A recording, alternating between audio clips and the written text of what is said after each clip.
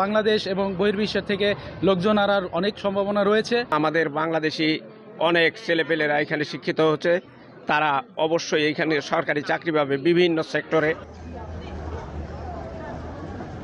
গত কয়েক দশক ধরে লাগাতার কমছে ইতালির জনসংখ্যা। তবে সাম্প্রতিক বছরগুলোতে সরকার দেশটির জন্মহার বৃদ্ধিতে পিতামাতার জন্য অনেক ধরনের অর্থনৈতিক সুযোগ সুবিধা ঘোষণা করেছেন। এতেও উল্লেখযোগ্য কোনো সুখবর আসেনি দেশটিতে। গত বুধবার দেশটির পরিসংখ্যান ব্যুরো ইস্টাত প্রকাশিত প্রতিবেদনে দেখা যায়, ইতালিতে 18 থেকে 34 বছরের তরুণের সংখ্যা কমেছে উল্লেখযোগ্য হারে। রিপোর্টে বলা হয়েছে, গত 20 বছরে ইতালিতে যুবকের সংখ্যা কমেছে 30 লাখেরও বেশি। বর্তমানে দেশটিতে 18 থেকে 34 বছরের তরুণের সংখ্যা 1,03,30,000, যা 2003 সালে ছিল 1,33,90,000।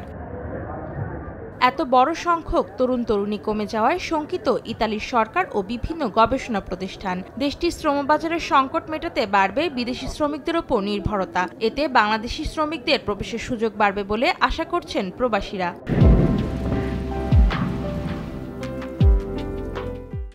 গত 20 বছরে ইতালিতে ইয়াংদের সংখ্যা অনেক পরিমাণে কমেছে। এতে করে বাংলাদেশ এবং বহির্বিশ্বের থেকে লোকজন আনার অনেক সম্ভাবনা রয়েছে। এতে করে আমরা খুশি। আমি আশা করব আমাদের বাংলাদেশি অনেক ছেলেপেলেরা এখানে শিক্ষিত হচ্ছে, তারা অবশ্যই এখানে সরকারি চাকরি পাবে বিভিন্ন সেক্টরে। 70 দশকের পর থেকে ইতালিতে লাগাতার কমছে জনসংখ্যা। বর্তমানে দেশটির জনসংখ্যা প্রায় 6 কোটি। বর্তমান হারে কমতে থাকলে 2070 সাল নাগাদ ইতালির জনসংখ্যা দাঁড়াবে মাত্র 4.5 কোটিতে। যুবকের সংখ্যা হবে 50 লাখেরও কম। তাই জাতিকে রক্ষায় যথাযথ ব্যবস্থা নেওয়ার দাবি বিশেষজ্ঞদের।